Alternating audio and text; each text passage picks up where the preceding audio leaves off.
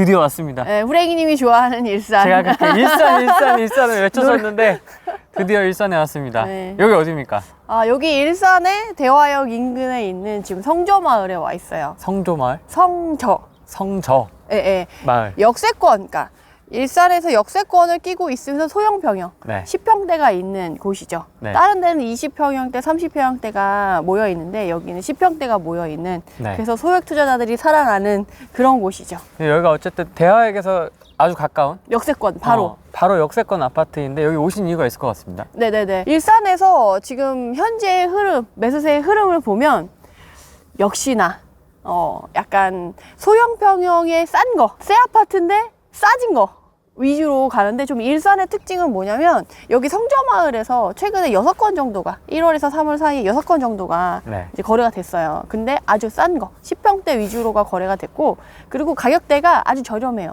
3억대 전세를 1억대에 맞추면 1억 전후로 이제 갭으로 들어갈 수 있는 곳이죠. 근데 여기가 특징적인 이유 중에 하나는 일산에서 네. 가장 마지막까지 소액 투자가 가능했던 단지가 바로 여기예요. 그래서 오랫동안 소액 투자를 원하시는 분들이 들어왔었고, 심지어 얘 같은 경우는 5천만 원 미만으로도 투자가 가능했었던 시기가 있었어요.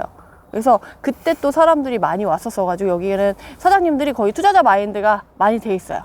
그래서 딱 질문을 하면, 그래 네가 원하는 건 뭐야, 갭은 얼마를 원해 부터 이렇게 시작을 하죠. 근데 요번에 일산의 흐름의 특징은, 다른 애들은 1기 신도시 안에서 뭐 그러니까 신축이 싸진 거 또는 소형 평형 위주로 움직였다고 하면, 얘네는 조금 일산은 좀 특이해요. 왜요? 뭐 분당이나 그러니까 평촌 신도시는 조금 1기 신도시 내에서 움직임이 좀 있었어요.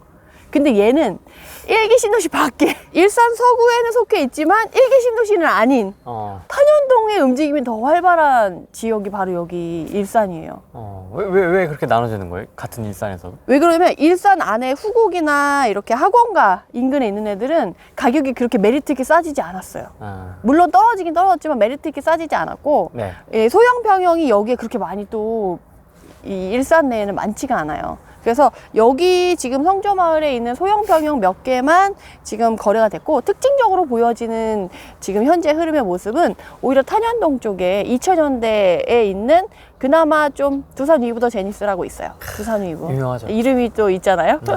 그래서 탄현 쪽에 있는 두산 위브 쪽에 신축급은 아니고 준신축급인데 2000년식인데, 거기가 오히려 전철역을 이용하면서 서울로 출퇴근하면서 좀 신축급에 살면서 대단지, 그리고 그 밑에 이제 스트리트 형상가라고 밑에 이렇게 주상복합이거든요. 그게 사실 아파트는 아니고 주상복합인데 거기 거래가 조금 더 활발하게 이루어졌어요. 그리고 그 주변에 소형 평형 위주로 더 많이 거래가 있었어가지고 네. 오늘은 사실 일산 신도시 이라기보다는 전체적인 일산에 대한 얘기와 현재 흐름에 대해서 말씀을 드릴 수 있을 것 같아요. 현재 대화역 근처는 지금까지는 그랬다. 지금까지는 그랬다. 근데 최근에 저기 탄현의 두산 위브는 33건 정도가 거래됐거든요. 여기는 6건. 탄현을 가봐야 되겠네요, 빨리. 네, 그래서 여기서 한번 찍고, 왜냐면 우리 역세권 개발이 이루어질 거니까 네. 대화역이랑 이제 주염역이랑 비교를 해보려고. 그리고 탄현역 또 비교를 해봐야 되잖아요. 그래서 역으로 비교를 해보고 지금 흐름을 보려고 하는데, 사실 일산에서는 일산 서구랑 동구랑 해가지고 일산 신도시로 쫙 이렇게 네모나게 모양이 예쁘게 택지가 좀 잘 나왔어요. 다른 1기 신도시보다는. 근데 일산 동구도 그렇고 서구도 그렇고 지금 매수세가 특징적으로 별로 그렇게 나타나지 않아요. 왜냐하면 아직 분당이나 평촌까지 왔는데 일산까지는 아직 안 온 거예요. 그리고 되게 안타까운 건, 일산이 후랭이님이 생각하시기에 신도시 1기 신도시가 5개잖아요. 네. 분당, 평촌, 일산, 3번, 중동. 일산이 몇 번째 같아요? 제 마음속엔 항상 첫 번째. 마음속이 첫 번째. 아니, 우리가 일산을, 그러니까 나중에 중동이랑 3번을 가보시면 알겠지만 이 쾌적성이, 주거의 쾌적성이 다르거든요. 그런데 일산이 안타깝게 되게 신기한 게 평당가가 제일 낮아요. 막내예요. 근데 그게 딱 가보면 이해가 안 돼. 왜냐면 녹지라던가 이런 인프라라던가 학군이라던가 되게 쾌적하고 좋은데. 여기가 훨씬 좋거든요. 평지. 그리고 2000년대 초반까지만 해도 강남에 살던 사람들이 또는 분당에 살던 사람들이 나 좀 새 아파트로 가면서 평형대를 넓혀서 가고 싶은데 어디로 가면 좋을까 했을 때 고려했던 지역이 바로 여기 일산이에요. 근데 요새 그런 생각 안 하시죠? 그렇죠. 요새는 그런 생각하면 왜 그래? 쟤 이상하네? 라고 생각을 하는데 옛날에는 강남에서 좀 이동하려고 하는 수요들이 일산에 많이 왔었어요. 그러니까 애들 웬만큼 키우고 좀 평형대 넓게 쾌적하게 살고 싶다 하면 일산을 고려했었는데 이게 갭이 너무 많이 벌어졌어요. 왜냐면 강남이랑 분당은 이제 테헤란로랑 분당에 판교를 끼고 자급자족 도시로 확 올랐는데 일산은 상대적으로 교통 편의 시설이 좀 많이 불편해요. 그래서 일산에서 강남 출퇴근하는 거 쉽지 않거든요. 그나마 종로나 이제 서울역 인근의 업무지구까지는 3호선이나 이런 걸 타고 뭐 상암 정도? 는 갈 수 있는데 그 이상 가기에는 쉽지가 않아서 이 일산이 그런 교통의 불편, 강남의 접근성이 떨어지면서 이전의 위용을 많이 잃었어요. 옛날에 강남보다도 상승률도 좋았어요. 2000년대 초반까지만 해도. 그런데 안타깝게도 그거를 뒤로 하면서 평당가가 지금 제일 막내가 돼 있어요. 그래서 투자자들이 평가하기에, 부동산 전문가들이 평가하기에 일산이 저평가되어 있다고 많이 생각을 해요. 그래서 절대적인 가격대 자체가 무게감이 많이 낮아져 있어가지고 그런 면에서 우리가 일산을 좀 눈여겨보면 참 좋은 단지로 보시면 좋을 것 같아요. 네, 사시사철 저평가 아니에요, 그러면? 그쵸. 우리가 2000년대부터 2006년까지 막 버블7 있었잖아요. 그때 사이에 그 전에 이제 하락장이 오기 전까지만 해도 얘가 엄청 잘 나갔어요. 강남보다 상승률이 더 좋았다니까요. 근데 그 이후에 2009년 이후로 회복세를 타야 되는데 그 이후로 회복세를 못 탔어요. 그러니까 딴 애들은 막 이렇게 올라갈 때 얘는 이렇게 쭉 그냥 이렇게 아주 천천히 간 거죠. 그러니까 이만큼의 갭이 벌어지면서 얘가 원래는 분당 평촌이랑 거의 2위, 3위를 다퉜었거든요. 그러다가 어느 순간 흐름세를 못하고 쭉 빠지기 시작하면서 이제 3번이랑 중동보다도 평당가가 낮게 되는 그런 상황에 지금 놓여진 거죠. 얘기를 하면 할수록 슬프네. 슬프죠. 근데 슬퍼만 하지 않아도 되는 게 네. 호재가 있어요.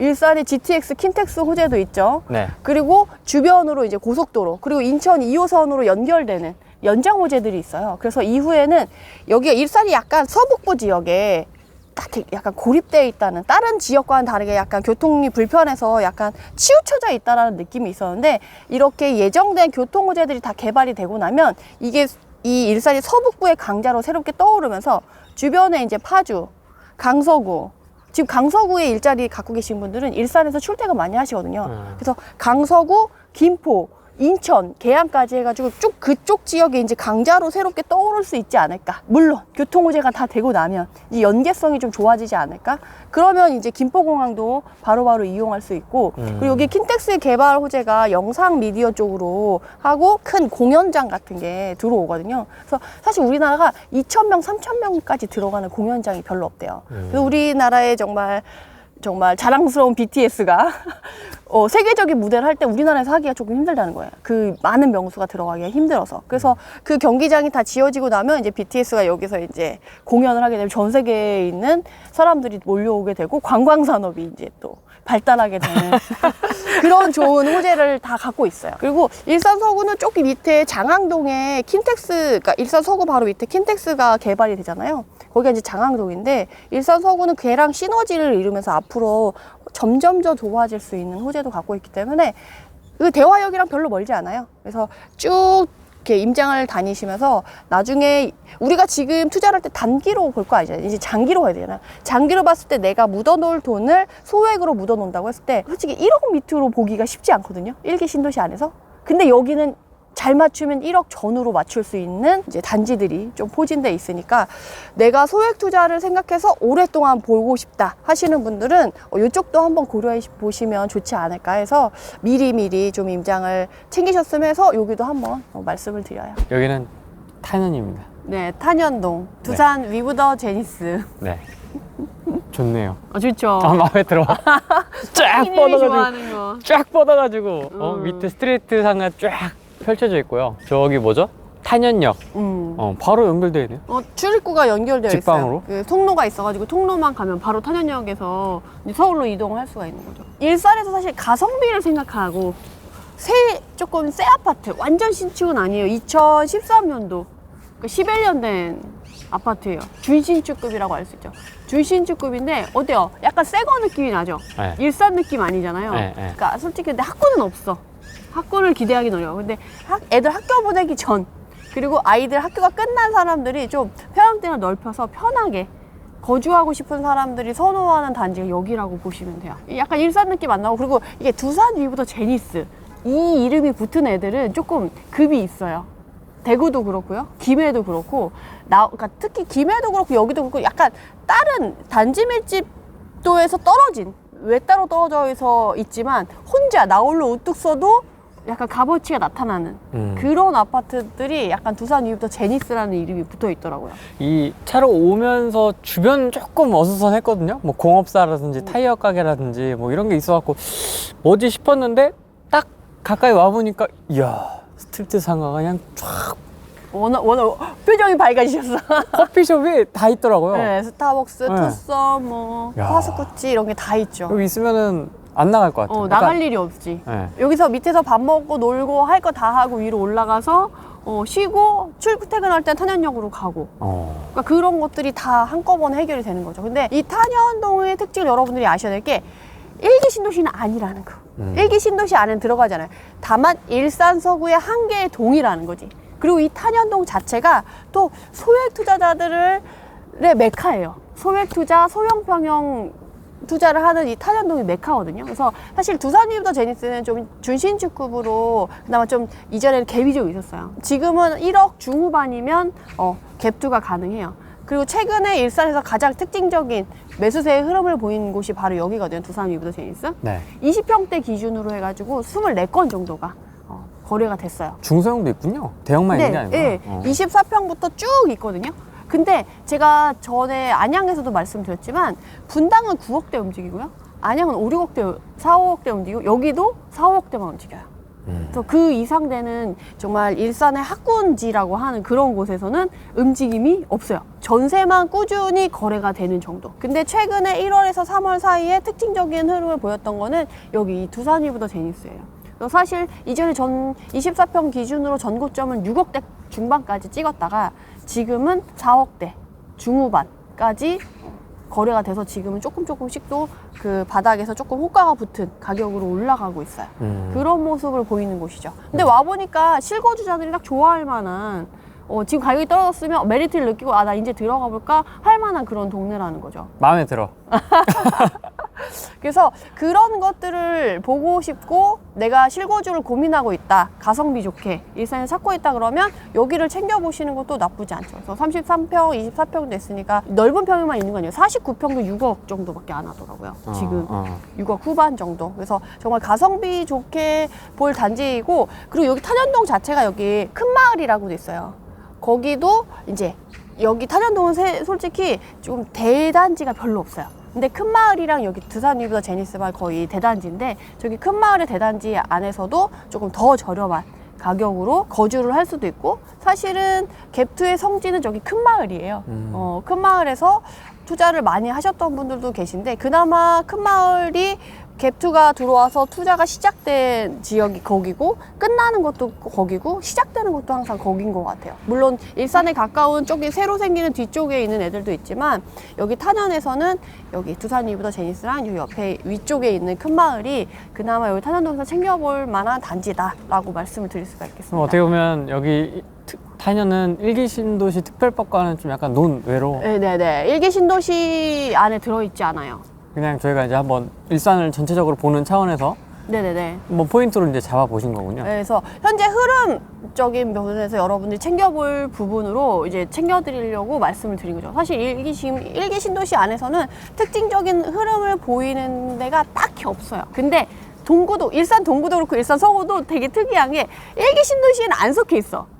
그래서 일산 서구는 일기 신도시 안에 속해 있지 않은 이 탄현동의 움직임을 보이고 있고요. 일산 동구는 동구 안에 있지만 일기 신도시는 아닌 중산동이 또 흐름을 보이고 있어요. 그게 지금 일산 현재 흐름의 특징이에요. 일기 신도시 안에서 움직이는 애들이 아니에요. 왜냐면 일기 신도시 애들은 노후계획 특별법도 있고 일기 신도시가 간다는 게 있어가지고 사람들이 매매가를 이제 더 이상 떨어뜨리지 않아. 더 메리트 있게 낮아지지 않았는데 그 외 지역들은 일기 신도시 안에 안 들어있으니까 기대감이 떨어지잖아요. 그러니까 상대적으로 더 많이 떨어지고, 그러다 보니까 실거주 선호도가 있는 애들은 오히려 흐름이 또 보이는 거죠. 가격이 메리트 있게 더 많이 내려왔으니까. 그래서 약간 그런 다른 신도시랑은 다르게 그런 차이점을 보이고 있어요. 보시던 분들은 아마 이제 궁금해 하실 것 같아요. 그래서 탄현 두산 위부터 제니스 사요?